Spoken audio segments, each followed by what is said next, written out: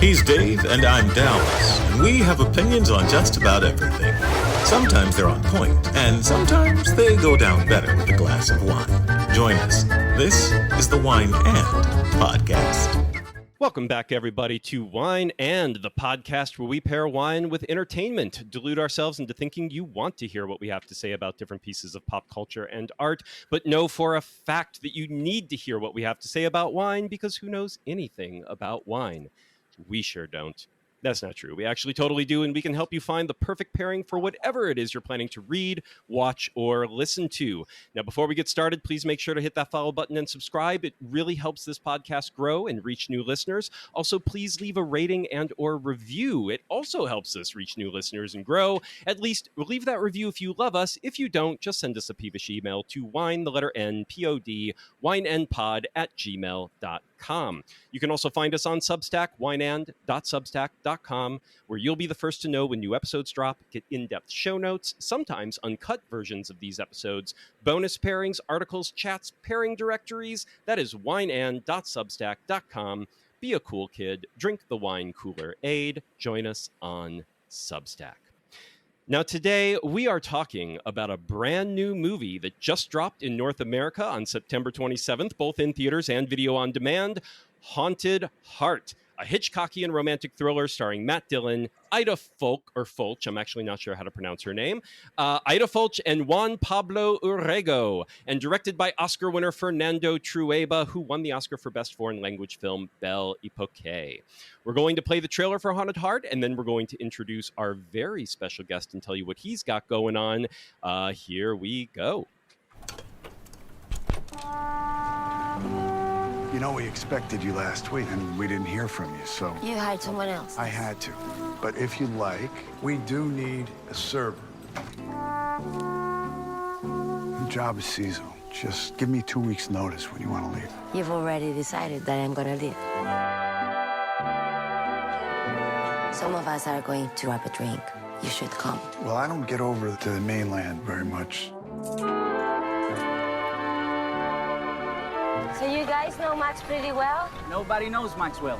He's just odd. What do I have to do to get you to notice me? Did you eat? What? What's this here? Do you play? I can never tell what you're thinking. What else hasn't he told you? I hope I'm wrong. Were you ever married? Story for another day. Where'd you get that? We both have our past. We both came here running from them. I know Max for a while. Don't get freaked out, okay? I'm sure there's a good explanation for everything. You need to tell me everything right now. You don't understand.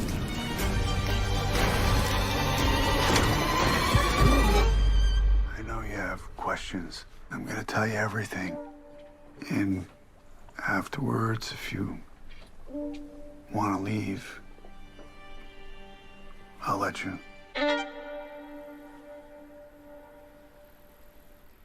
When Alex joins the team of a boutique seaside restaurant, sexual tensions arise as she falls for the enigmatic restaurant manager, Max. Blinded by her feelings, the relationship slowly slides into a harrowing tale of survival. Joining us today to discuss Haunted Heart is none other than the co-writer of the movie, Rylend Grant. Rylend has been a screenwriter since the late 00s, developing projects for film and TV with the likes of JJ Abrams, John Woo, David Diggs, Adam Winguard, Ridley Scott, Luc Besson, and penning scripts for Penelope Cruz, Justin Lin, F. Gary Gray, and most recently co-wrote the film State of Consciousness, starring Emile Hirsch, which landed back in April of this year, and now Haunted Heart, which he co-wrote with director Fernando Trueba. It should also be noted that Rylend was a contestant on American Ninja Warrior. So, you know, don't fuck with Rylend. What's hilarious is I remember seeing that episode. I was like, oh, this guy's weird like me. Fast forward. It should also be noted that Rylend has written numerous comics, including the Ringo Award-winning BANJAX, The Jump, SHENG Origins, The Peacemakers, and currently being crowdfunded as we speak, The Breach, a Black Mirror-esque, gritty, small-town crime drama. You know, if there was a portal to another time/dimension about to open up in said small town, and if there were a massive futuristic army about to kick its way through and lay waste to said small town. If that sounds like your jam, there will be a link down below in the description of this episode for The Breach. We highly recommend you go take a gander. And Mr. Rylend, welcome to the show. How you doing this fine LA afternoon? I'm doing wonderfully at the moment. That was quite an intro. That's a solid CV. I don't often hear it together. I think you presented it with vigor and oomph. I'm feeling pretty good. I'm riding high now. So I'm just gonna surf that wave in. So Mr. Rylend, to get us started on Haunted Heart, like, how does it feel to have Haunted Heart out in the universe as a completed movie? The baby is birthed. Yeah, the baby is burst. It's funny. So, Haunted Heart was the first thing I ever got hired to write in Hollywood. 16 years ago. Yeah. Something like that. And I went back. So here's a lesson to you listeners. That is a 16-year gestation period for a script. Yeah. So manage your expectations if you're out there trying to break into the business. And never give up, right? Not That's entirely. Right. Like it's got to be put on the back burner, but you don't just give up per se. That's right. Go make I'm other sure babies. there are those examples where it's like, no, that was my first script. That was terrible. I'm never looking at it again. But in this case, it was actually something that was like, no, this should get made. It's just going apparently to take time. It was 16 years ago. First thing I ever got hired to write, and it almost got made. Before the last strike, not the strike that just ended, but the strike before that, was very close to being made, was slated to be made. We had Penelope Cruz and Billy Bob Thornton. It would have been a different movie. Yeah, exactly. It would have been at that point. I mean, the film business was in a very different place. It would have been a larger budget. It probably would have been a $20 or $30 million budget. Would have been a big ArcLight premiere, and would have been a mega wide release. Yep. There are no wide releases anymore. George Clooney and Brad Pitt just released a movie that they thought was going to be in theaters, and they were stunned. At the 11th hour when they found out, it's actually not going into theaters. Isn't that crazy? Isn't that insane? Yeah. Clooney and Pitt, right? Clooney and Pitt, two biggest stars in the world, probably. The Roadhouse remake. Jake Gyllenhaal, another of the biggest stars in the world, and Doug Liman, a guy who's made probably 20 amazing films.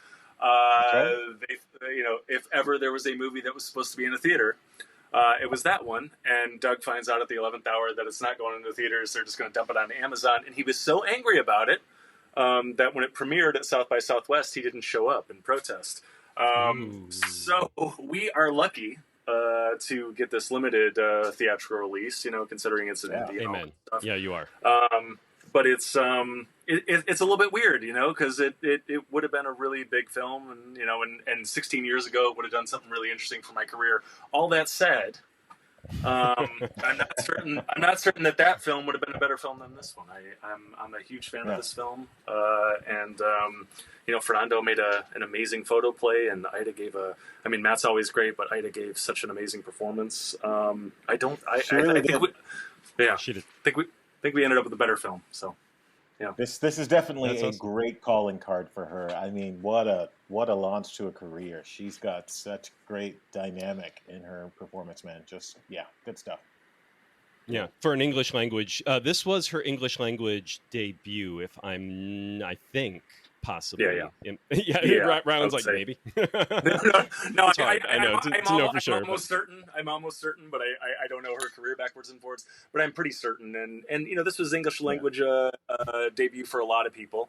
I would say, if there are a few bumps in the film, it's because you got people and English is not their first language. However, it jives with the story. I mean, the story takes place on a Greek island. Authenticity, absolutely. And it is people from everywhere else, right, who are running from something, who have ended up on this island, and they are mixing, and they're struggling to communicate in a lot of ways. And I think that is kind of one of the charms of the thing, and one of the things that's really interesting about it. And it was, I mean, the production was like that. We had a Spanish director. I mean, Aida is a Spanish actress, but I am about as American a writer as possible. Matt is American, but he currently lives in Rome. Juan Pablo Orrego is from Colombia. The entire camera crew was from Colombia. We had an art team from Germany that were amazing. This was, we had Greek producers also, and it was just like, it was about as international an enterprise as humanly possible. And it all sort of bled into the film in a really interesting way, I think. That's super. So I went back and looked at, because Rylend was on our Legacy Wine and Comics Pairing show once back in the day, and you had mentioned back on that show, I was trying to refresh my memory, because you mentioned Haunted Heart, and we knew it was coming this year. And one of the things you mentioned was you wrote it back in 2008 for Penelope Cruz. I believe let's start at the beginning, and I would love to hear the backstory, the long and winding road that led to this film finally getting made in its current iteration. So at the beginning, how did that come about? You are writing this script for Penelope Cruz. Go. I mean, it goes. We should go back, a few weeks before that, because I had moved to LA for grad school. I was at the American Film Institute Conservatory, which is, where David Lynch went, and Darren Aronofsky and a bunch of other kind of snooty filmmaker type folks. And about halfway through AFI, I had written a script called Drive. It is not the Drive that we know from the theater halfway recently. It was a different Drive. It was Drive before that Drive, not the gossip. Not even the Mark Dacascos. No, this was a different Drive. This was a third Drive, I guess. So that script had placed in a couple of competitions. It was a finalist for the Nichols Fellowship, which is the Academy's screenwriting competition. But then it won the Final Draft Big Break competition. And so because of that, I got a little heat, and I get signed at CAA, which is kind of the Hollywood Death Star, right? I am the youngest stormtrooper on the Hollywood Death Star, especially straight out of the gate, like assigned to CAA straight out of the gate. Oh yeah, it was it was deep water, and so God, things have changed so much. But back then, what would happen is, so people come to CAA and said, "Hey, we got this project. We need some writers, we need some actors," and they start to package things, and so they start throwing writers at things. But this still happens. But what really used to happen was, okay, you go to CAA, you say, "I got this project," and they will send you 12, 15, 20 writers. It's like a cattle call. And so CAA sends, so Penelope Cruz says, "Hey, I have this movie that I want to make, and I need a writer, and so I need to meet some writers." And so CAA is like, "Oh, great, and give us a little bit on it." I knew very little. But CAA sends 12 of their biggest, baddest, most seasoned people, and they send me. and so I am this scared 22-year-old kid driving the shittiest Hyundai accent, full of garbage. And I have to drive to the Chateau Marmont, Ritzy Hollywood Hotel, to meet Penelope Cruz and to pitch to Penelope Cruz. And my car was so shitty that I refused to drive up to the Chateau Marmont. So I parked in the neighborhood 5 blocks away and walked in. And just FYI, every newcomer to Hollywood has that same story. I've done it so many times. You're walking into the building from a mile away, parking. Right. Right. It's I'm not, I'm not driving a Bentley now, but my car is respectable, right? So I drive up to the front door now, but back then.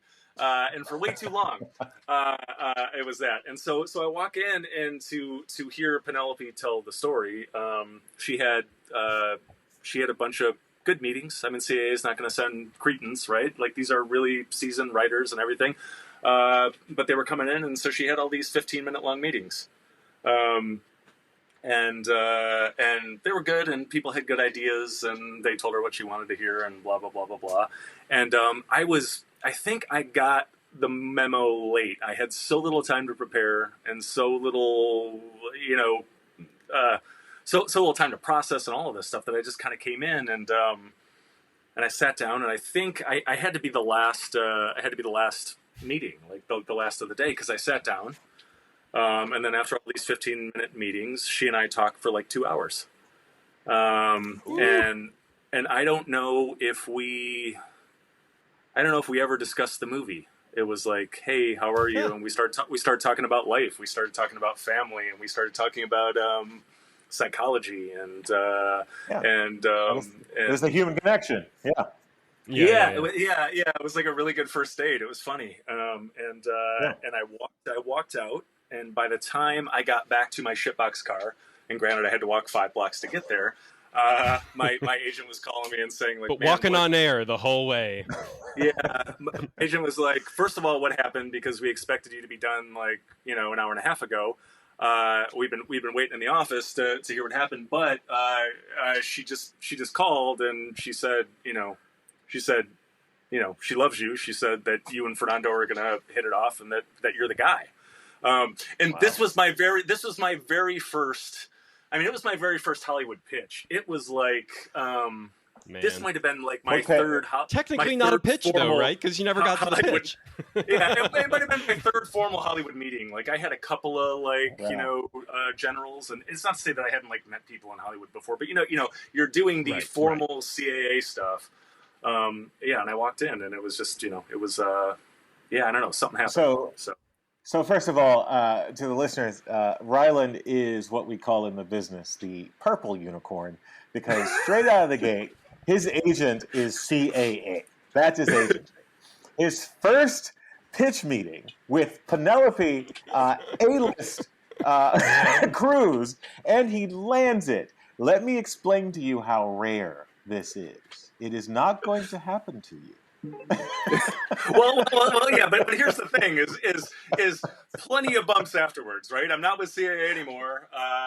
This film, it got made, so I can't complain too much. But it took 16 years to get made. True. So you were going to hit bumps. I hit.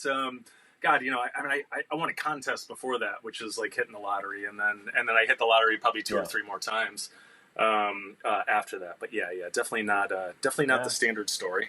And so I was like thrown into the deep end. So I'm at AFI, and I have to make this choice, like, do I finish out my degree or don't I? And I was already kind of most of the way through it, so I'm finishing that out.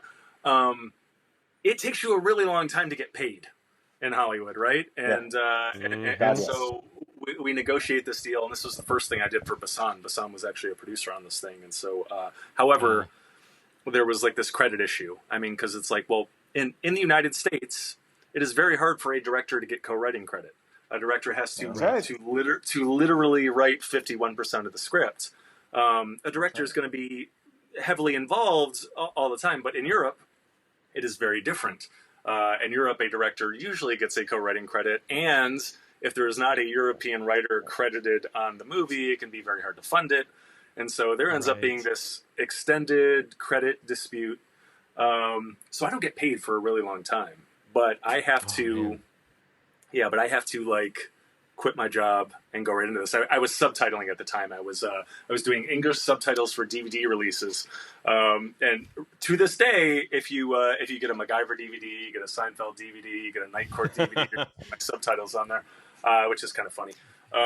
It's so funny. So many professionals now, if you go back to the DVD, Blu-ray, the physical media world, like of that era, they're all like producing the special features, doing the subtitles, like doing the camera work on them, directing them, but it's all the bonus features on there, and it's like you can see where everyone now working today sort of came from in their first, like, this is my job to make, and trailers and things like that. It's where everyone kind of starts off. Keep going. Sorry. This was about as rinky-dink as humanly possible. This was, and so I have to quit this job to do this, because I immediately have to like drop everything and go right with Fernando. And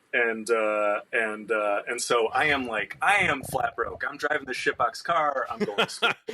I am maxing out credit cards. You know, and I don't get paid for like 6 months because of a dispute. And like, so you talk about like I'm hitting the lottery a couple of times. Also, darkest point in my life because I've never been. I was going to say, you're hitting the lottery multiple times and they're never sending you the fucking check, right? Yes. It's like you're just hitting the lottery. Name of the game. I am like robbing drug dealers to keep food on the table. Like that's right.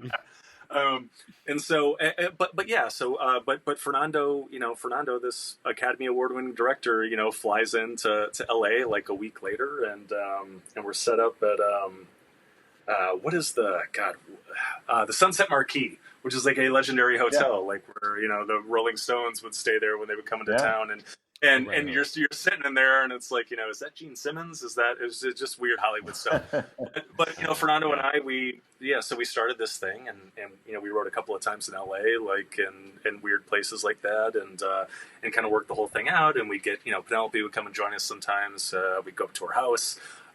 My girlfriend, now wife at the time, we went up to 2 weeks in. We got invited up to Penelope's birthday at her house. She was dating Matthew McConaughey at the time, and like Ashton and Demi were there, and Tom Ford, and a bunch of like weird people. Like, it was only about a dozen people, but it's them, and then it's us. It was just a weird time where my wife and I had to drive up, and again, like, it's just like, you know, again, like a few weeks before, we were these, you know, 22-year-old weird film students, and now suddenly we're driving up for her birthday, and just a really weird time. And you know, so days I'm writing with Fernando, and you know, and so we did the first 2 drafts in Los Angeles, and then the whole thing took place on an island, which you guys have seen the movie, so you know. And he has a villa. He has a villa in Mallorca. And so the final draft of the script back then, you know, they flew me out to Mallorca, and we spent, I don't know, 10 days, like kind of doing the final draft of the script on this island. And it was like, wake up when we felt like it. It was a fishing village. So we'd walk down to the dock, and the fishing boats are coming in from the morning, and we would buy whatever was fresh. And then we'd go up to the house, and Fernando's an amazing cook, and so he would teach me how to cook Spanish food. It's like, here's gazpacho, here's paella, here's whatever. And then, you know, and then you eat, and maybe you fall asleep, and then at some point we would come to, and we'd write a little bit, and then we'd kind of go out to dinner at night. And so it was 10 days of that.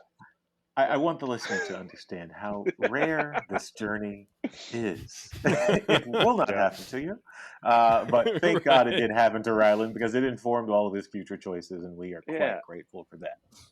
It was good. And so it was like, you know, we started, so Penelope was already involved. Penelope was a producer, and she was going to play the female lead. And Penelope had some people that she was interested in as a male lead, and she had a friendship with Billy Bob Thornton, and so Fernando and I met with Billy Bob a couple of times, and he was a great guy. He was like recording an album at the time. He has a band. And I remember this. Yes. Yeah, and so we would like. I think he was dating Angelina at the time, right? That sounds right. Though we never saw her. And but yeah, so we would, like, you know, so I mean, most of the time it's like meeting him at a restaurant for an hour or something like that. But we went up to his house one time, and he has a recording studio at his house, and he's Billy Bob Thornton, and so he just had all these amazing people sitting around. Like Tommy Shaw from Styx was there recording like a guitar. And yeah, it was just all these. It's like Jack Blades is there for some. You know, it's like it was just weird, like musical royalty. At some point, we're going to need an ash can of that night, a comic ash can of that night, because it sounds short amazing. Story. Rylend Grant's the anthology of all your mini Hollywood stories. Yeah. So I think the best Billy Bob story is I am like an outsized Armageddon fan. Like, I love Armageddon. It's one of my favorite films. I think it's so fun. It's so awesome. Are you so happy it's on the Criterion Collection? Absolutely. There's so much to that film, and so much around that film, and so much like extra stuff that I'm in on it. But so I have to I have to at some point, I will, the interactions I will have to at some point like confess, I with Billy Bob, and everybody wants to talk to Billy Bob about Sling Blade, or they want to talk about You're this or that. Yeah, and I'm like, so Billy Bob, I have to confess, I am like, I am, and I'm almost apologetic in it. I'm like, I am the biggest Armageddon fan on the face of the planet. I thought you were phenomenal. And he's like, don't apologize for that. It's like, do not apologize for that. He's like, he's like, here's the thing.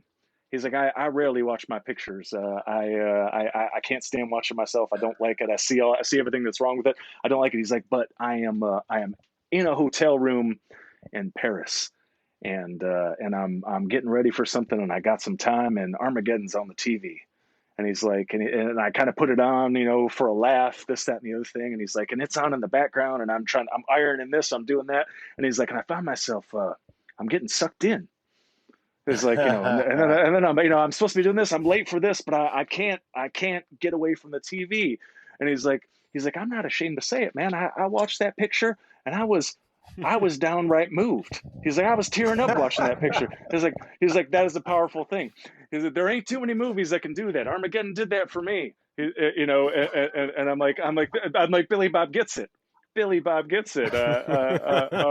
He saw the same thing I did in it. He's like, I thought I was taking a paycheck, man. We moved some people with that picture, and I'm like, yeah, you did that. You moved me. That's beautiful. And so it can be both. It can be both, Billy Bob. Yeah. Take the paycheck and move people. Yeah, and so it was like, so we have Billy Bob, we have Penelope, things are cruising along, literally talking about where we're going to shoot this and all that stuff, and then the writer's strike, not dissimilar to this strike in a lot of ways, but there were some weird things happening back then where the primary thing that happened in terms of this movie was, if a movie was put into the queue, meaning like it got moving, it was into pre-production before the strike happened, then it could go. If it was not officially moved into pre-production before the strike happened, then you had to wait until after the strike was wrapped up to get back to it. And so people didn't know how long the strike was going to last, right? They were there, there's panicking. It's like forecast is like, oh, it could last 5 years. Right.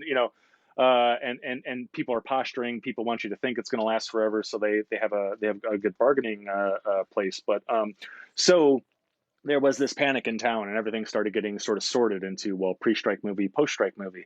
And so we were supposed to go. And then suddenly people need stuff in the queue, and they need stuff in the pre-production, and they need big time actors like Billy Bob and Penelope attached to big movies that are going to go. And so, I don't know what Penelope took the paycheck on, but Penelope took like a $12 million paycheck to do the equivalent of like Sahara 2 or something like that. And good for her. I mean, it was like, it was her biggest payday. It was probably one of the biggest paydays for an actress at that point. Billy Bob attached, and then I think Billy Bob ended up directing his own film, but once Penelope was on hold, but so it's like it is this choice where it's like, okay, do the Penelopes and the Billy Bobs of the world, does she take her $12 million paycheck, or does she essentially Penelope would have been an owner of the film, but does she take scale basically to do a passion project in the middle of nowhere on a Greek island for a couple of months? And that's not even a choice. So the idea is, okay, well, we can't do this now. Everybody's got to take their paychecks, but we'll come back to it. And Dallas, you can speak to this probably as well as anybody. When people say they're going to come back to it, they're never going to come back to it. And when people say they owe you a favor, you're never going to be able to cash in that favor. Good luck with that. Yeah. You need to have it recorded and ratified. Yeah. That and $6. Wait, We'll get you a cup of coffee at Starbucks. Go ahead.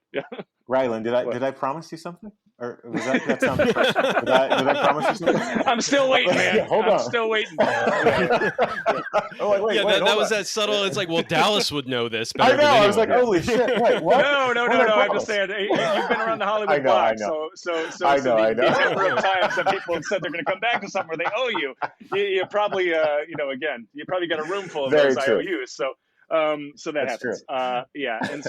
And so it never comes to, and we all kind of go off in our separate directions. And that was sad. And it's like, but it happens so often that, I mean, it was devastating then because it was the first one. It has since happened 20 times, and it barely affects me anymore. And the rule is like, well, you never put your chips on one number. You keep 12 balls in the air, and you keep juggling. And that's because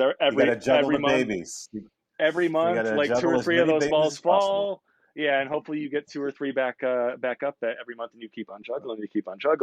But however, Fernando and I had such a great time, and we thought that we love this project, we love the script, and we would keep coming back to it. And so every couple of years we'd check back in or whatever, and he'd have this film or I'd do this, and we congratulate each other and be like, hey, we really should get back together and do this thing, and so this stayed alive basically only on my hard drive for years, and only in my mind and Fernando's mind, and so cut to COVID, cut to the pandemic, cut to and nobody has anything going on, and there are no films being made, and everybody's in a panic. But what it does is it kind of clears the decks and gives people time to do accounting, right? And absolutely. Yeah. And so Fernando takes a long look at what he's made and what he hasn't made, and he's like why haven't I done this? It's still sitting there. And so when the darkest time for me in the middle of COVID, I get a call from him, and he's like, hey, I can't stop thinking about this. I think I'm going to make this.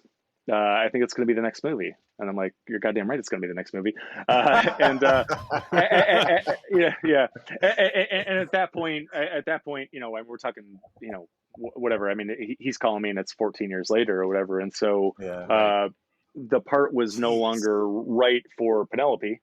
And so we start talking. Well, okay, well, do we rewrite it and make it for an older actress? Because obviously Penelope's in a much different place in her life, and the character would have been in a much different place in her life. So and so it's just a matter of like, well, okay, who do we have? And Aida is actually so Fernando discovered Penelope. I mean, discovered is a weird word, but it's like, but Penelope was basically a soap opera star in Spain. And Fernando was prepping a movie called The Girl of Your Dreams. However one would say that in Spanish. And he's like, I need the girl of everyone's dreams. This girl on this soap opera is pretty interesting. Let me see if she has something. And of course she had something. She ended up being Penelope Cruz. And so he did a similar thing with Aida, where he whatever saw Aida when she was a young actress, and Aida's a pretty big star in Spain. I mean, she hasn't had the international boom that Penelope has, but one of those people that has 100 IMDb credits, and she's not very old, and So he, he's like, I think she has it, and we got to find the male star. And there were some, we spent some time with Jeff Goldblum, which was funny. Jeff Goldblum does like a cabaret act. I don't know if he still does it, but it used to be like every Wednesday night at Bar Vermont. He still records. Yeah, he does like albums of it still. Yeah, it used to be like it used to be every Wednesday night at Bar Vermont in Los Feliz. He would play the piano, and so Fernando was in town, and we went down and watched Jeff Goldblum play piano, and hung out with him in the back afterwards and started talking. And we thought Jeff Goldblum was going to do it, but then Jeff got the Marvel gigs. Oh yeah. Which was kind of funny, and I think because of that, Fernando is actually in like some of those those scenes with Jeff Goldblum. Like Fernando's actually in them because Jeff was like, well, I couldn't do your film because of that. You might as well come down, and so you can see Fernando in the background in those Marvel scenes. A couple other people, but at some point, Matt Dillon, and the Matt Dillon thing was so interesting because he's Matt Dillon, like he has this kind of Hall of Fame career, and has been around the block 100 times, and I don't know what phase it, I don't know if he's in the third or fourth stanza of his career at this point, but he's making it very interesting because I feel like a guy like Matt Dillon, really Matt Dillon could be in like late Pacino phase where he's taken, like, if you can meet his quote, he'll do a snuff film because he wants to like put a pool in the backyard. That's a pull quote for the evening, by the way. Yeah, we're sending that to Pacino. Yeah, there you go. There you go. Yeah, I don't think he would disagree with any of that. A lot of actors. But Matt is interesting in that one. So Matt lives in Rome now. He lives in Italy, and so he is not in LA. He is not in the mix here. He has he has this wonderful girlfriend who's an Italian actress or presenter or something like that. Wonderful woman. But they live together in Rome, and so he is in Europe. And he is in this point in his career where it's like, well, we can all use more money, but he doesn't need money. Right. And so he is only interested in doing work that challenges him in ways. And so mostly what he is doing is he is finding directors that he loves and respects. And he's reaching out to them. And so he reached out to Fernando, and they knew each other from, whatever, they bumped into each other at Cannes, and they were fans, and, hey, let's do something together sometime. Ooh, okay. And again, like, how many times does that get said? And so it's almost like serendipitous. At some point, Matt's like, hey, I live in Rome. I'm going to be in Spain. Like, do you want to have dinner sometime? And Fernando's like, yeah, I want to have dinner. And then Fernando gets on the phone with me, and the Fernando calls come like via Skype, and there's a 9-hour difference, so they come at weird times. And so I think I'm taking my daughter to soccer, and he's like, what do you think about Matt Dillon for Max? And I'm like, well, I love Matt Dillon. Like, is he interested? And he's like, I don't know. Like, he's like, Matt just called me to say he's going to be in town and that he wants to have dinner, and I want to know if I should talk to him about this thing. And I'm like, you're like, yes, absolutely. Yeah. Absolutely. Talk to Matt. Yeah. Talk to Matt Dillon. And so, yeah, so Matt read it, and, Matt loved it. And Matt had what you want is for somebody to respond to it. Matt had a lot of ideas, absolutely. And it's like, so I, cause you read a character, but you want it to be the character that Matt would play. You want there to be these pieces of Matt in there. And so Matt is like, well, I love this and I love this, and it made me think of this. And it's like, yes, absolutely. Give us all of that and let us dump it in. And that's what you hope for. I mean, you talked about, what I love about this film is that, so when you write these, I don't turn in a script that I don't think is good or great, right? Mm-hmm. I work very hard. I do tons of drafts, and in the end, as long as the executives don't ruin it too much, it's in a pretty good place. And then after that, you just kind of hope that they capture what ended up in the script. And it's not just my script at that point. There were executives, there were producers, there were the director, and you all agree that here is a good movie. And then you hope that you can get on set, get in an editing room, and actually capture that movie. And it doesn't happen. I mean, you were talking about State of Consciousness. I had 2 films come out this year. Yep.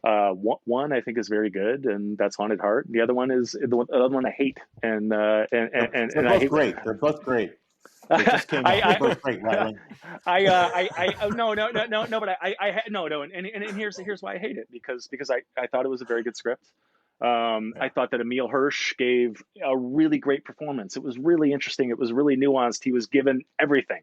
He was throwing 100 miles an hour, and it kind of didn't matter because they did not capture the movie. They did not capture his performance. They did not capture and there are a number of reasons for that. We could do a whole show on how that, but they didn't get it. right? And here's the thing: is like if it is supposed to be a bad movie, if it was a bad script or a meal shut the bed or whatever, that doesn't bother me because okay, it was supposed to be bad, it was bad, like no surprise. But when it could have been, when it should have been good or great, missed opportunity, it hurts even more. I am livid, and I'm going to come on a show and I'm going to tell everyone that it's garbage,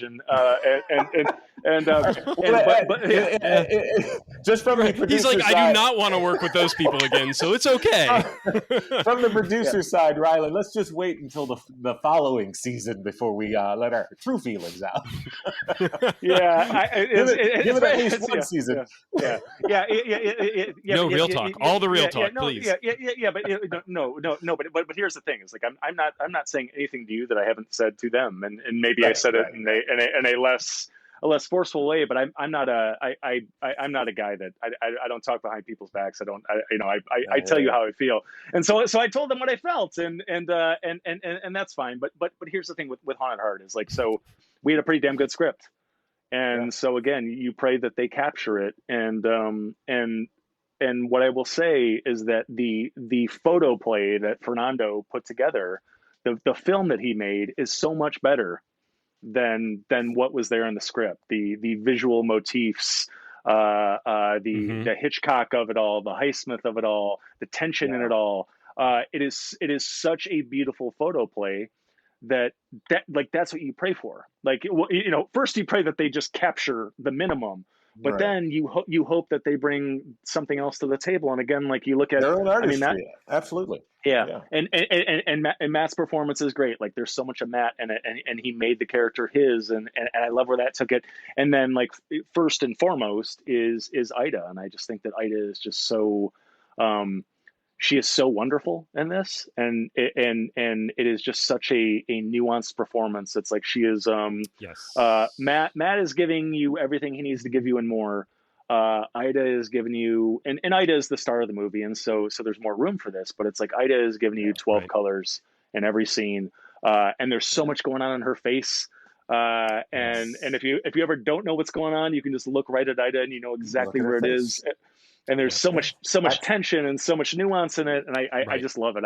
You fall in love with her watching it, and so it's like this is what you hope for, and this is what you pray for, I think you're right in terms of the watching the film, you visualize the script and you can tell what's on the page and what's written, and you can also tell what are these sort of artistic strokes of from the photo play, as you say, and which something very Hitchcockian, those shots, those long sort of some of the panning shots, some of those sort of zoom shots across the mountain down at the some the 70s house. stuff. Like, it really is. It does paint the picture. It deepens the colors in the canvas. That is cinematography. That is the sort of essence of photoplay, of filmmaking.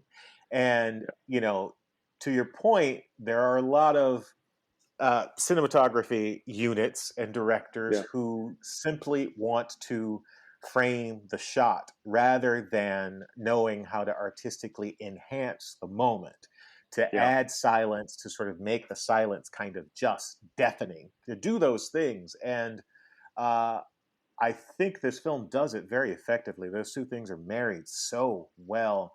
The first quarter of the film, I can honestly say I was a little unsettled by Matt's performance because I didn't know where it was going.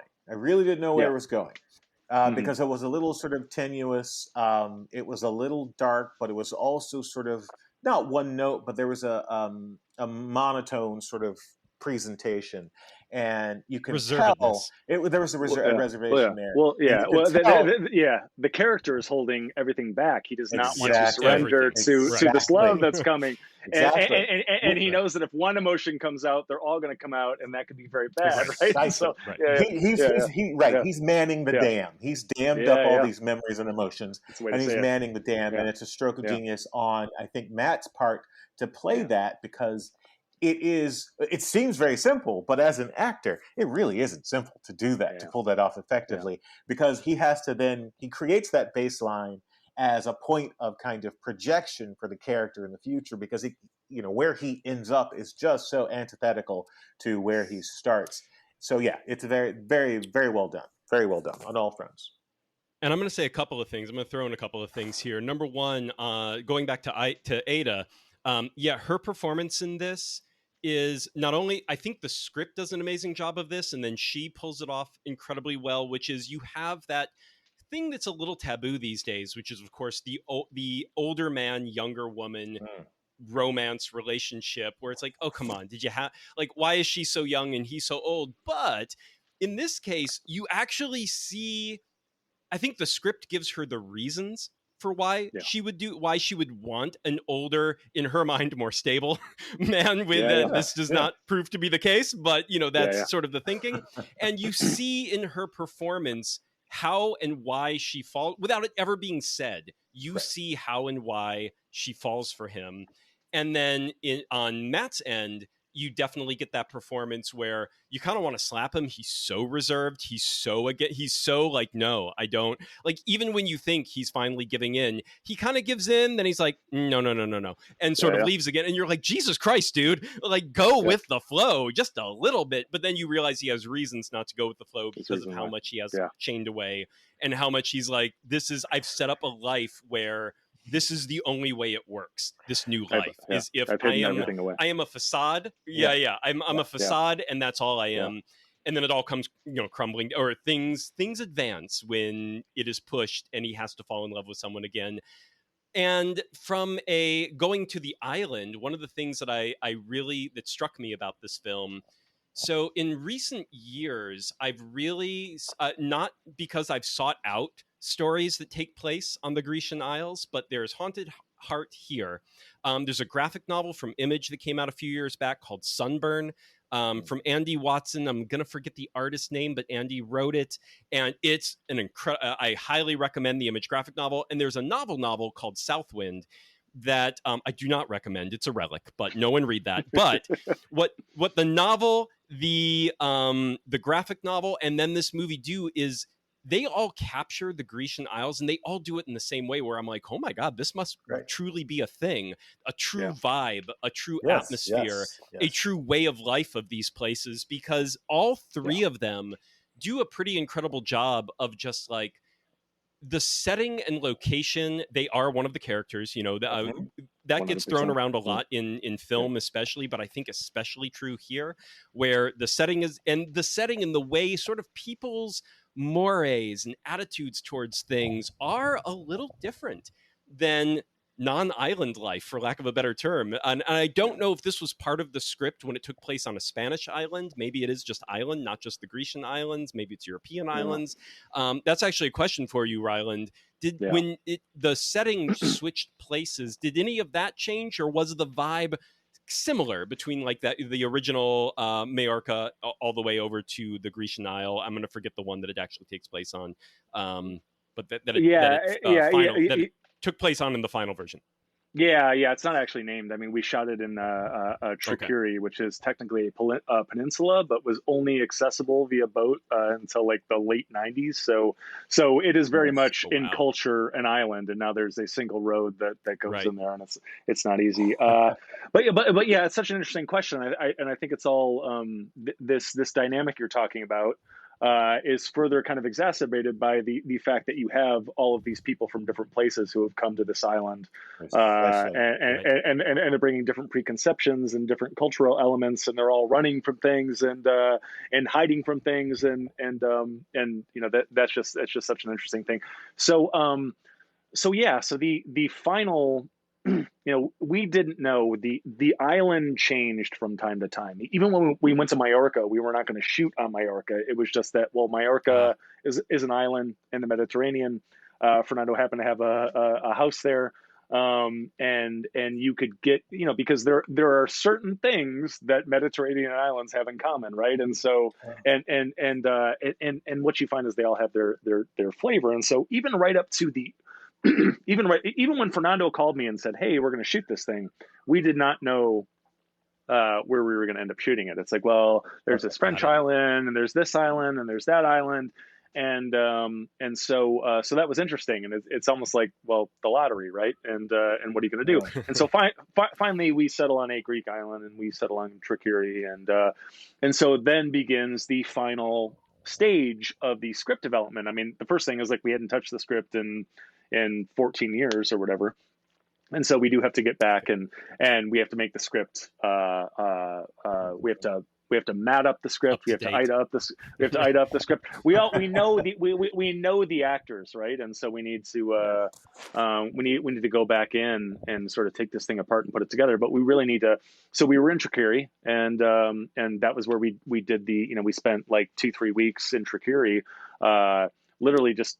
Cool. Just getting to know the place, hanging out with everybody, and having the locals take us around, and hanging out in the bars, and eating in the restaurants, and it was quite the adventure, and we made it about that place very much, and we were walking, we're writing a scene and we're in the location, and it's like, well, what if he comes in here, and what if he does this, and what if he does that, and you talk about the difference between the two films. I don't want to continue to trash this other film, but it's like, so let me not make it specific about that film, but it's so easy to, because I feel like that film failed, and there are reasons why it failed. You had this director, and it was just his way or the highway, and you had collaborators that were pretty good at their jobs, but he didn't want to listen to anybody. And it's just like, no, don't worry about it. Everything that's wrong with the film, like 5 people told him it was going to be wrong before we ever rolled a frame. And so Fernando is very different, where Fernando hired the best people. And what he wants is really smart. He wants really smart people. What he would rather have is really smart people that disagree with him. Right. And right. You can take that too far, but it's like, but it was very much best idea wins. And of course it's all filtered through his vision, and he's the one calling, action and cut and giving the directions. But if the craft service person had the best idea, that was the idea that ended up in the movie. And I'd like to think that after doing this for, I don't know, God knows how long at this point, I'm halfway good at this stuff. And so I am with him in the location, and he's like, oh yeah, I thought maybe Matt would come in here and do this and do that. And I'm just sitting there looking at it, and I'm like, well, what if, that doorway is really, what if Matt came in there instead? And then you'd have this thing, and then it would be like, oh yeah, that's great, because then that would fit in with this motif from this other scene, and we can marry it with this, and I could bring this light in here, and it was just that sort of thing. And so literally literally every, when Juan Pablo comes walking around this corner, I'm like, I suggested that corner. That's cool. Like, it's in there. And it was just, the film got built that way. He had, he just had great art people and great, great camera people and great everyone. And down to the person. I mean, the locations people, the locations that they found. I mean, because it's like you write this thing. We wrote this restaurant like 16 years ago, and you had this thing in your head, and to a degree, like, it can't possibly exist, right? We're writing it in Los Angeles 16 years before it's going to be shot on a Greek island. But it was shocking to me. I don't know if it's like how much we got right, but how much the location people just went out and found. And so you write that restaurant, and Fernando and I had envisioned this place where it's like, well, you step out of the kitchen and here's the deck, and then you step down off the side and you look here and there's a chicken coop and there's a rooster, cocking around. And so it's like, so like that is a pretty specific vision that we had 16 years ago. And then the location people take us to this place, and it just looks like it looked in your mind, and things are different, but it's like, well, we're in the kitchen and we step out into a wooden deck, and it's like, yeah, I can see where the restaurant is. And then we step down off the stairs, and there's literally a rooster staring at me.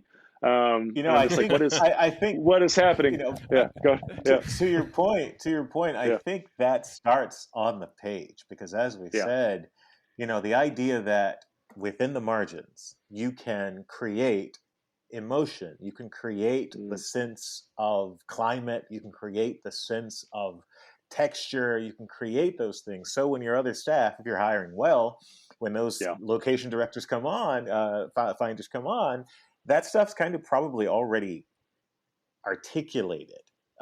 So I mean, it starts with the script. So give yourself a little credit there. No, no.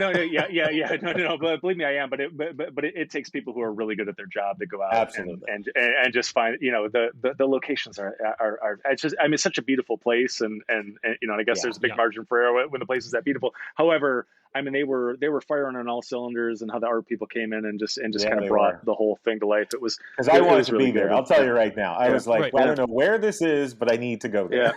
Yeah. And I will also say that the film had a geography of the place and how people moved around it, and even a little ways from the restaurant, where it seemed very consistent. Like, it wasn't one of those things where it's like, well, we need a scene where the ocean is here, or the rocks are here, or there's a tree here, so we go somewhere else and shoot it because we found that's where the tree is. And here, it really seemed like everyone was moving in a way where you're like, oh, I see the geography. Like, this is almost like a built set that you made for the movie, even though it, for the most part, wasn't. I'm sure you dressed it and all that fun stuff, but it was like, this feels lived in. This feels real, like and where people move, and you could get a sense of the space. And that is rare in a movie. You don't often get that sense. Yeah, well, that was a real working restaurant, and where Matt lives, that was a little cottage that people actually lived in, and all of that stuff. You can tell. But you're right. You're right about the geography, where it's like, I mean, and Fernando had these things in mind. This Hitchcock stuff, this Highsmith stuff, where it's like, well, it's a lot about voyeurism, and it's a lot about lines. It's like, well, he's here and she's here, and can she see him? And he can see her, but she can't see him. Right. And there's so much tension, and there's so much mystery in all of that. And they really found the perfect location to do it. And again, you talk about, again, I feel like I'm comparing these two films too much, but it's like the one of the problems with the other film is that, well, it was a guy who was a TV director, and he's a really good TV director. And he works on really good television. However, when you direct really good television, well, you're coming onto a set. And he had directed a lot of Walking Dead, and Walking Dead is like, well, everyone on the Walking Dead set is the best at their job ever. You have the best effects people, you have the best set designers. So literally all you have to do is step on and point a camera at the people who are talking. You know what I'm saying? And so, but when you make a film, you are now responsible for all of that stuff. You have to tell everyone, well, we need this, and we need this dressing, and we need that dressing. Right. And you got to hire the right people to do that and all that stuff. Right. And you're not walking into a preset vision that the TV show already has, right? Yeah. And so you're like, everything has to be you. Yeah.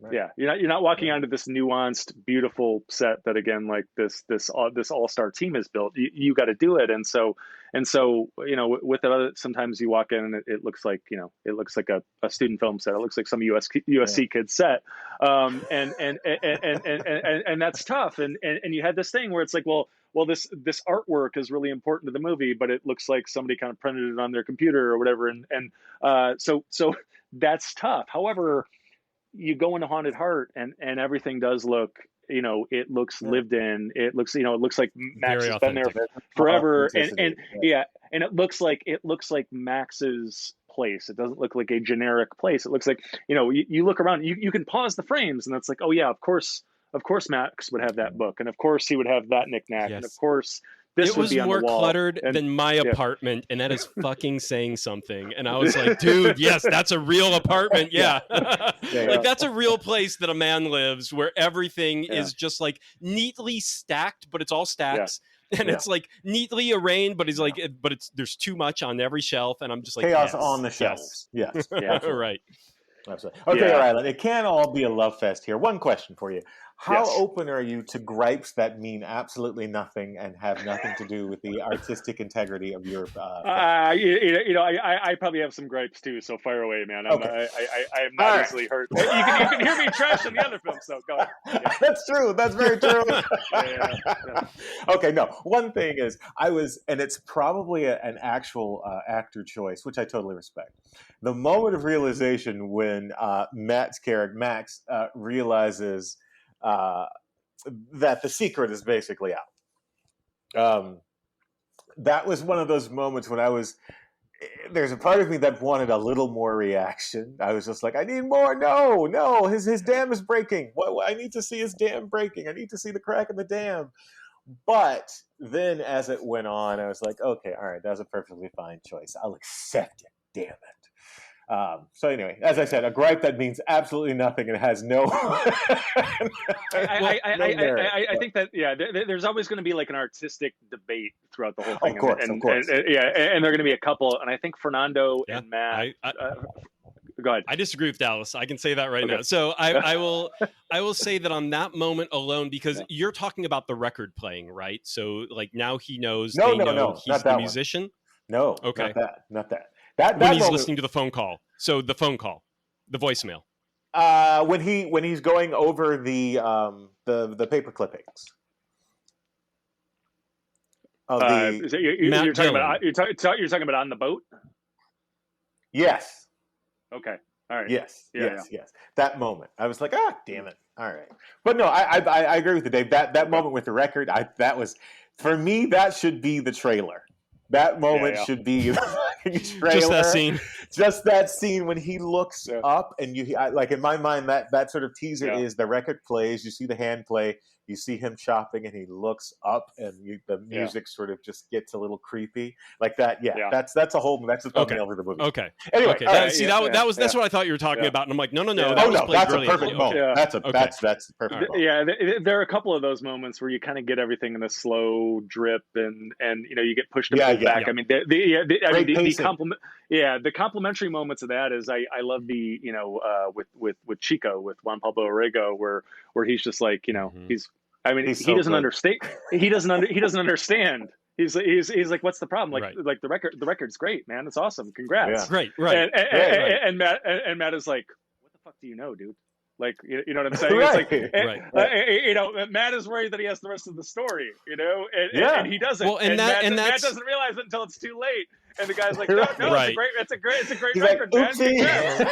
Well, and that's the thing, right? It's the mistake because Matt Dillon's original instinct to not Matt Dillon, the character's original instinct to underplay it, not make it too big of a deal. If he had stuck to his guns, he probably wouldn't have pushed the other character to look deeper, because it was only because he freaked out about the song that the other character was like, oh. Right.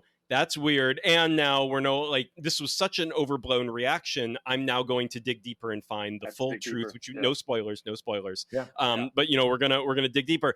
Whereas if he had because I think what I liked about the record playing scene initially is that thing where inside that character, I'm sure his blood froze, when he heard that song being played. But then your next thought is, you don't know what is known and what is not. Just breathe.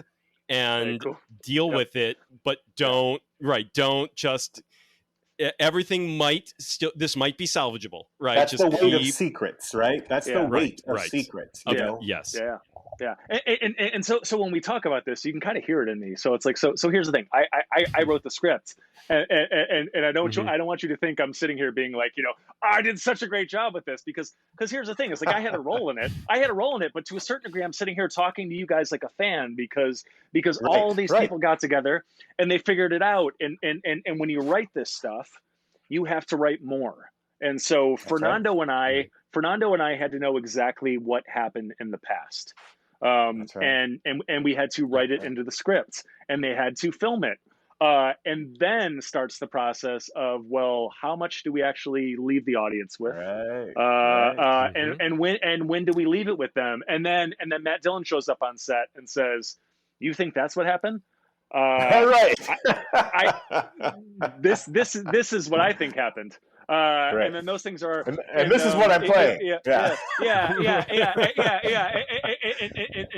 And then you have to modulate it. And then Juan Pablo shows up, and he has his own take, and he's like, you know what? I think I like this little bit that you wrote. I want to lean into this more. And then you get man, record's great, man. It's awesome. Like, did you make any other ones? You know what I'm saying? Like, I want to listen to all of it.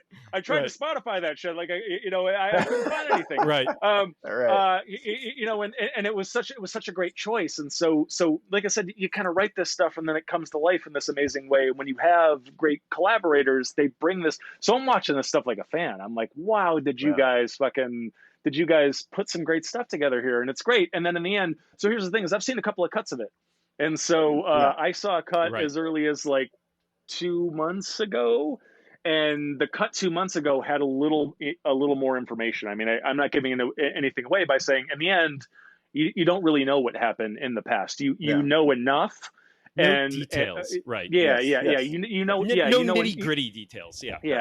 You know enough. And the cut 2 months ago, you knew a little more. And I am always of the opinion that you guys are watching it, and if I asked you right now, hey, what happened in the past, you would probably give me two very different things, and it's all based on your experience and your hopes and your dreams and your fears and all that stuff. And so if I then tell you, no, it was this, it can only be disappointing. You're going to be like, that's stupid. Like, no, for me, it's like, and that's why you get Matt coming in being like, no, that's not what happened. This is what happened. This is like, it is important to my character that this happened. But again, that is a testament of really skillful writing to allow the audience member, be they the reader, the actor who will eventually play the role, or the just general audience, to insert themselves into the life of this character in this world, because it then becomes something sort of native to their own perspective, right? And rather than you just painting a flat one-dimensional picture for them. So yeah, bravo on that. One quick question. The album cover, the vinyl cover for the record, is that an image? Is that an image from The Outsiders? Is that an old picture of Matt Dillon from The Outsiders? I mean, it is an old picture of Matt Dillon. I don't know where they pulled it from. I love the blue know that, hue. The old blue could have just been a photo session that he did way back in the day that he was still sitting on. You know. So Fernando and Matt actually, like, they bonded initially over this love of jazz. They're huge jazz guys, and so making Matt's character a jazz man was pretty natural. So Fernando was actually Fernando is a like highly decorated music producer. He's got he's got like 5 Grammys, and he's produced some really amazing albums. And so he is a music man. He plays the clarinet himself. Cool. and so that's and the music in general is great. The composer, and it's a Polish gentleman, and I would butcher the name, but he is a Hall of Famer. He did all the music for the Decalogue, for the Three Colors trilogy. Wow. He's got he's got a number. So the music is great, and then this sort of reimagining of the Leonard Cohen song at the end, the Alexandra leaving, it just leaves you crying. And I'm a huge Leonard Cohen fan. Leonard Cohen and I we are both LA Zen people, and so we bumped up against each other. I was actually at Leonard Cohen's funeral, and so it was weird. I didn't even know he was going to do it. Like, Fernando knew that I loved Leonard Cohen, and knew that I had sat with Leonard Cohen for years and all that stuff. And then he shows me the first cut, says nothing, and there was this Leonard Cohen song at the end, and literally had me sobbing. It was such a powerful thing. So music is, the music slaps in this thing. So I'm a big fan of it. It absolutely does. Yeah. If this thing, again, to wrap it up, this thing fires on all cylinders. It makes me want to. I'm definitely going to go see the other film now, just because I like your fervor in your. I like the fervor in your review of it. Yeah. So just as a counterpoint, but in terms of this film, bravo, great strokes here. Yeah. Seriously. Well, Dallas will do a Substack post. It'll just say Rylend was right. All about State of Consciousness. That's true. We can talk about the how and why of that. What I want, the last thing I want to say about this film, if we are going to kind of move on, is it is such a weird time to drop a film. And again, we were just talking about how Clooney and Pitt didn't end up in a theater, and how Doug Liman and Jake Gyllenhaal didn't end up in a theater. And I think we made a really beautiful, really amazing, really touching film. I am worried that nobody will care. And it's great talking to you guys, and you guys seem to have watched it and liked it, and you got it even if you don't like it, if you got it, I am with you. You know what I'm saying? It is a weird time. So it used to be that people used to care about this stuff. It used to be, well, here are the 8 films coming out this weekend. Let's have right. a talk show on NPR and talk about all of them, and let's debate the good and the bad, and we know about Hitchcock and we know about Highsmith, so we see exactly what he was trying to do, and even if he didn't get across the finish line, let's celebrate that he swung for the fences and all that stuff. And so and so we are not in that climate anymore. And so a couple of things. It used to be you had a film come out. Go ahead. Yeah, go ahead. No, you go. This is about you. I was gonna say it used to be you had a film come out, and like 20 critics from the biggest papers who have a film background would look at it, and you would get a reasonable. That's not the case anymore. Nobody's watching it. Nobody's reviewing it. And when you get a review, it's like Concerned Mom's blog. You know what I'm saying? And she's I like, saw that one. Yeah. She's like this one's scary. You know, like I didn't get it. And so it's just like the level of discourse is really tough these days. And there's nobody talking about Hitchcock or Highsmith, and it's like, oh, it was too slow for me. It's like, well, that's kind of the point. You know what I'm saying? It's like, there's that, and it's like, well, I thought it was going to be a love story, and it's not a love story. Well, how about setting aside what you thought it was going to be, and looking at what it is, and so there's allow it to be what it is. Yeah. I would even argue it absolutely is a love story. I mean, it doesn't matter how it ends. It can be a tragic love story, but it is still a love story. I think the first hour is the best part of the film, and I think it's such a beautiful love story. But that aside, so the other thing is that when you the online ratings like tend to skew things so oddly, and so if you go on Amazon. And Amazon VOD, and you watch that, you're going to see the IMDb rating pop up on this. Right. And it is way too low. And it is actually, we talked about how bad State of Consciousness is. It is actually lower than State of Consciousness, which makes me livid. But here's the thing is, like, there aren't a ton of people that had seen it when it is, it is being released on VOD. So all of the ratings are essentially from a single screening in Mallorca. Right. And you can go on and read these. And so it is a film in English. They were showing it to a Spanish audience in Mallorca, and they found out late that they were going to have to do it. And so they had to rush, and they decided to dub the film. And the dubbing was apparently god awful. And so they show it in Mallorca, and the dubbing is horrendous. And if you read all of the reviews, it's like, oh my God, the dubbing is horrific. I had to walk out of this because I didn't understand, because the dubbing was so bad. Dubbing. I can't believe. Oh, it was so, and so my worry is that you do not have the critic from Rolling Stone saying, "Oh my God," you don't. So all you have are shows like these. I promise you, it is a great film. It is a beautiful film. Go see it. Let's do this. Love with this film. I don't say that lightly. I hate the other one. Yeah, go see it. Let's do this for you, Rylend. Anyone within the reach and breadth of our voices at this point in time, one, go see this film to support this independent, long-form filmmaking that has taken 16 years and is a collaborative effort. And on top of that, make sure you judge it based on its own aims. Not what you think it should be, not what you want it to be, but what it presents to you. Its own storytelling and its ability to craft beautiful scenes, shots, characters, narrative, and plot. And on top of that, just go ahead and give it 10 stars, 5 stars, whatever the top is, because we know you've heavily weighted other stuff in the past, and this is just going to even it out.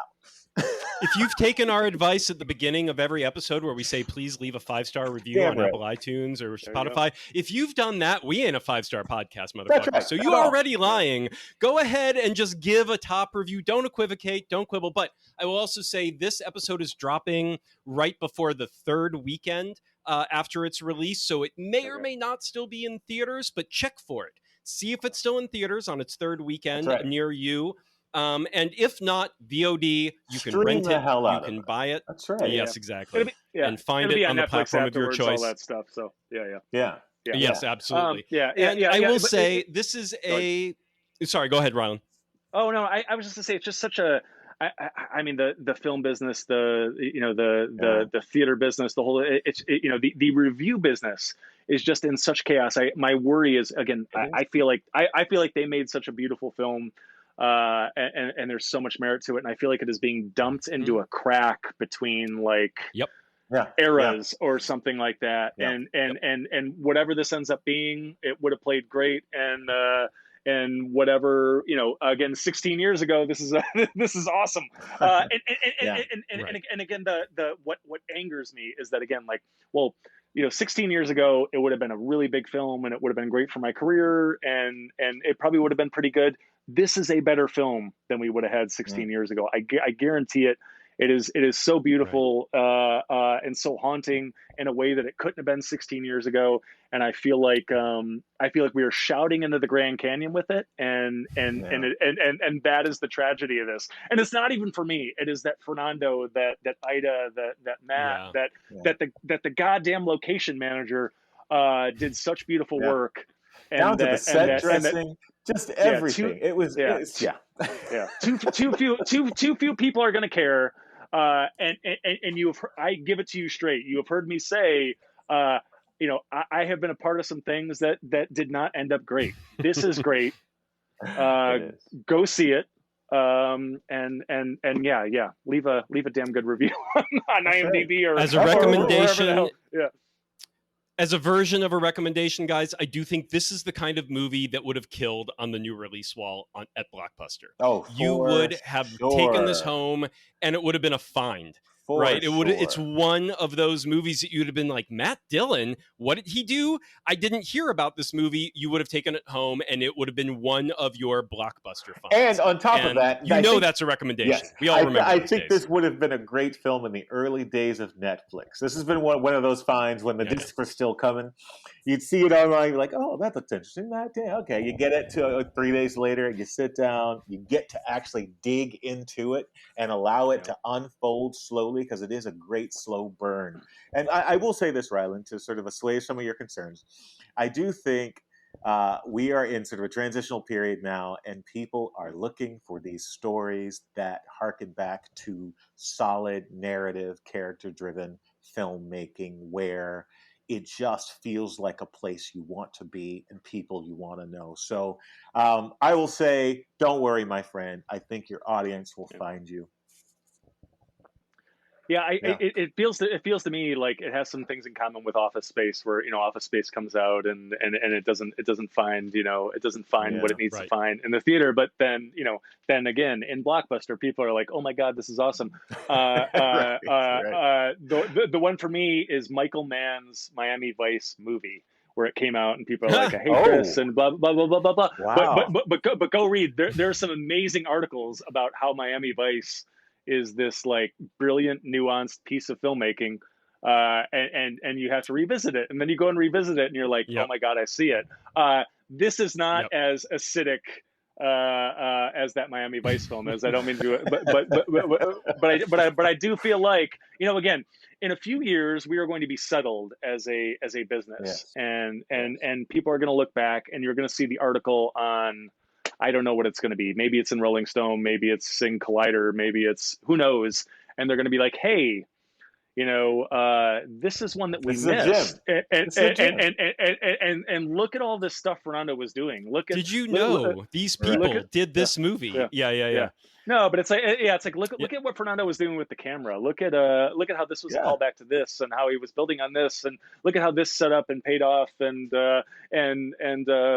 So I don't know. But it is weird. You can't control when this stuff comes out, and right film, maybe the wrong time, but it'll find its legs. But go see it. It's the right I think time. so. It's the right time, Rylend. Come on. We launched this whole podcast with the Speed Racer episode, and that's another movie that took some time to find that love and find that adoration, and now it does. And at the time, we were all like, "The fuck is this?"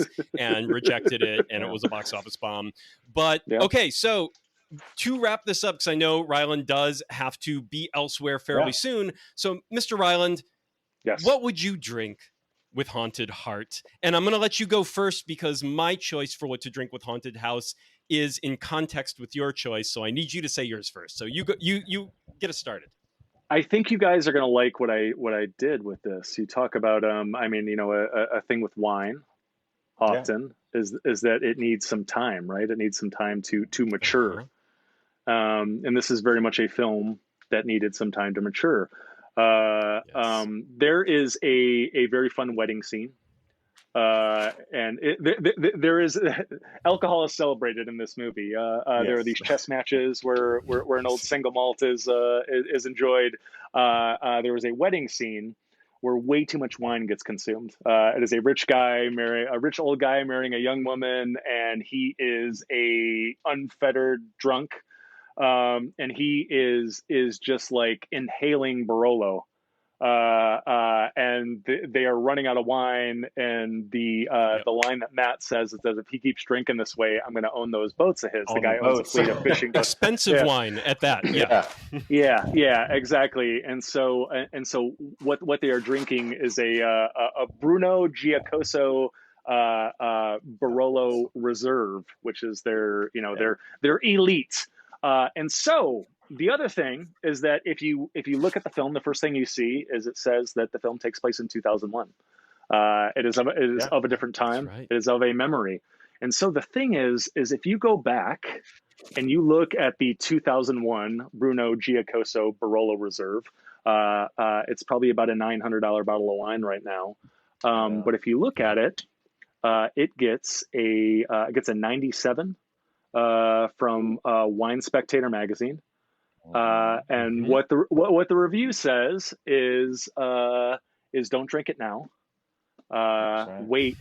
Wait until between 2016 and 2026.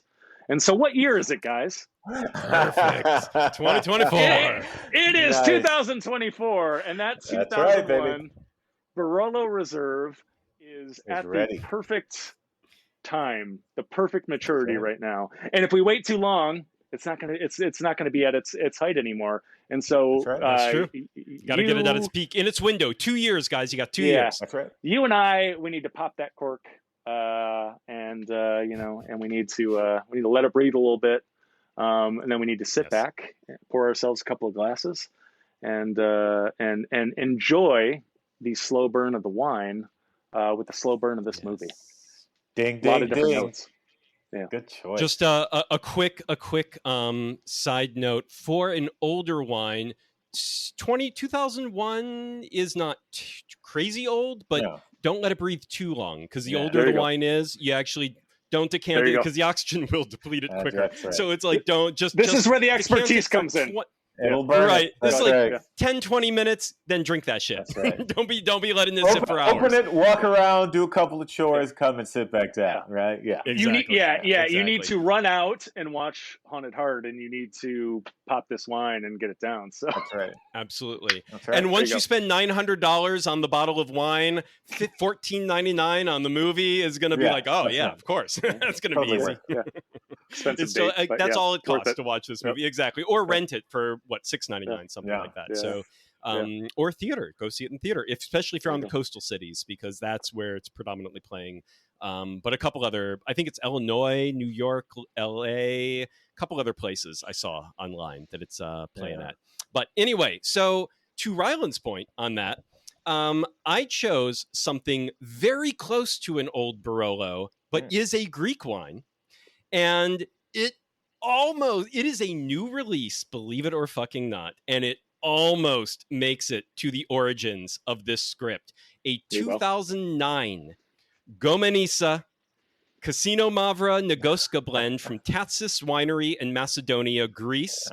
Now, this wine is Tatsis Winery. It's two brothers that run the winery, Pericles and Sergios Tatsis. They've been outliers and rebels in the wine world since... yes, good names. They've been rebels in the wine world since the 1990s, when there were only 3 or 4 others in Greece doing the kind of natural farming and natural winemaking they had committed to. So this is technically a natural wine, quote unquote, but it does not taste or smell like a capital N natural wine that a lot of us kind of side-eye warily these days. This just tastes like fine red wine. No sulfuric smells, no cloudy juice, no funky barnyard flavors that come with a lot of natural wine. But they do very low intervention winemaking. They are supposedly officially natural. They were organic from the start and biodynamic since 2002. And they are now making wines that are not only natural, but age-worthy, complex, and dare I say it, hauntingly beautiful.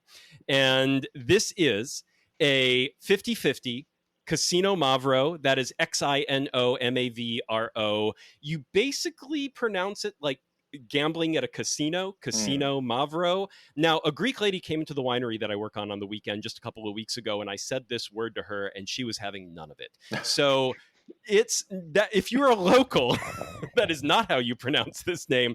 Now, she said how to pronounce the name about 5 or 6 times to me, and I kept trying to repeat it back to her, and she sort of accepted my 6th and final attempt as like passable.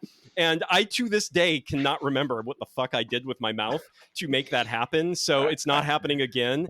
But for those of you with a Yank accent like me, it is Casino, essentially Mavro, and Negoska or Negoska, Negoska. It's a 50-50 blend from the Macedonia region. The Gomenisa is the appellation in Macedonia that this comes from. It spent 1 year in barrel, and then the brothers hold it back until they think until they think it's ready to release. So this 2009 is a new, recent release. They just sat on it until they thought it was finally ready to be drunk. So it's a recent release. You can get it. I got this from K&L Wines here in LA. There's a location in Culver City. Woo! There's a location in Hollywood. And it's $35 a bottle. It's not that expensive. And it tastes so much like an old Barolo. It's not even funny. So I wrote this down. I wrote a flavor profile for this. And I am equally as proud and disgusted with myself for having written this. But what I wrote is a red berry and black cherry core, dressed in an earthy, herbaceous, slightly balsamic suit, blinged out in swishy, vivacious tannins. Okay, it's that guy that you can't quite tell if they're a debonair gentleman or the life of the party or somehow both. Yeah, like I said, I'm proud, and then I was like, no, that's disgusting. I don't know. I can't believe I just wrote that. But the Tatsis brothers, the bling takes it over the edge. Yeah, it's the bling. I like the bling. That's the only part I'm still proud of. So Old Barolo, or if you're on a budget, go find this Tatsis, Tatsis, Gomenisa. There'll be a link down below in the description, and try that bad boy out because it is very, very close to an Old Barolo. All right. Dallas, what do you got? Yeah, I went in the opposite direction because for me, I decided I wanted something that was going to kind of fit with the locale, with the character of the setting, and also kind of the slow burn of the piece.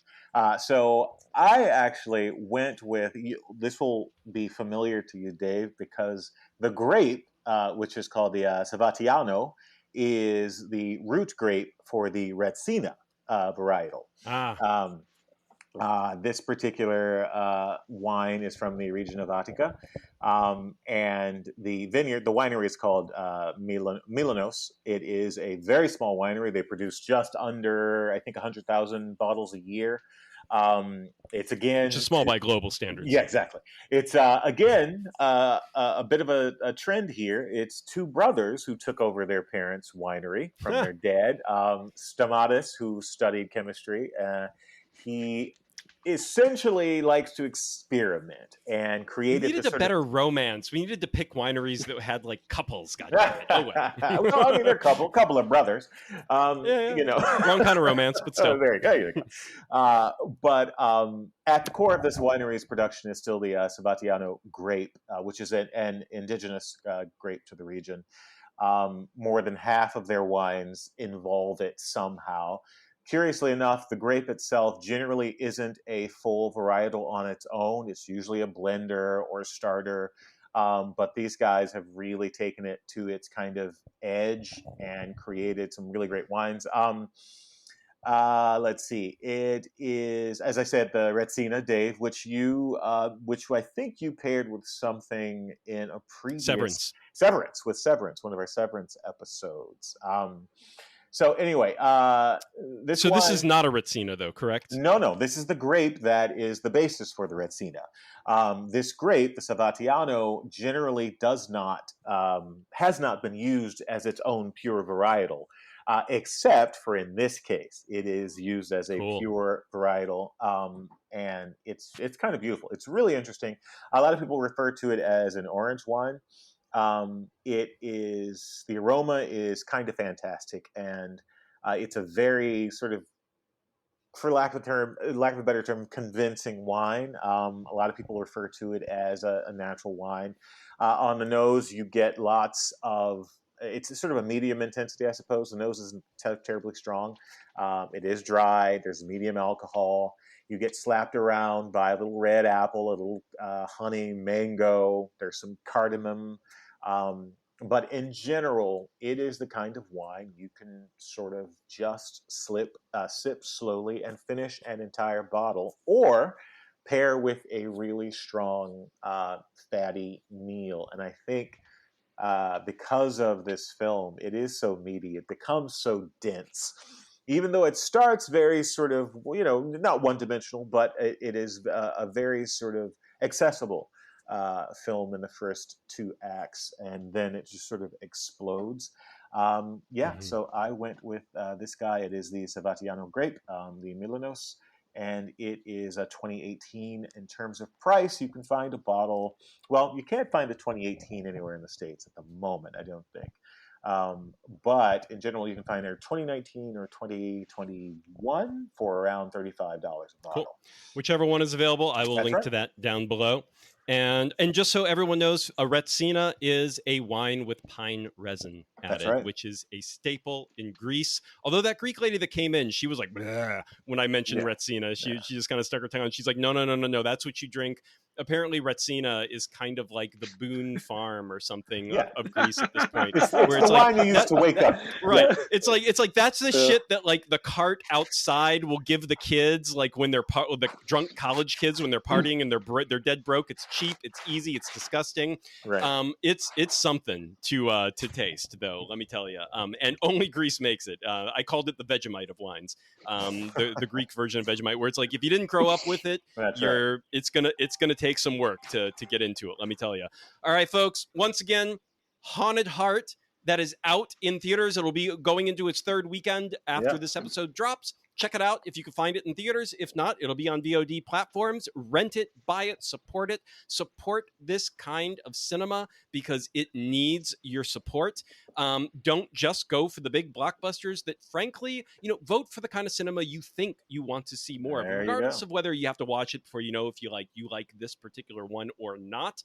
But vote with your dollars and your eyeballs on what kind of risks you want to see in the future, what kind of movies you want people to make. Go out there. Haunted Heart. It is a haunting, beautiful, slow burn, romantic thriller. And once again, Rylend Grant has been our guest star today, the screenwriter of Haunted Heart. Rylend, thank you so much for being here with us. And shout out to everyone where they can follow you online if they would like to. I am at Rylend Grant on all forms of social media. That is RYLENDGRANT. If you are just listening, I always have to spell it because it's not a real name. My parents just kind of drunkenly arranged letters after way too much Barolo and saddled me with it, and so now I have to spell it for you. But yeah, you'll find all the stuff, and of course, The Breach, my latest and greatest comic book, is available on Kickstarter. It is Black Mirror-esque sci-fi. In the best way, go check that out. It is beautiful and haunting also. So it is a nice pairing with this movie and with an old Barolo. So go hit it. There you go. All right, and all links will be down below in the description of this episode. Thank you so much for listening, everybody. We will be back next week with another wine and entertainment pairing for your entertainment. And ciao for now. Later, guys.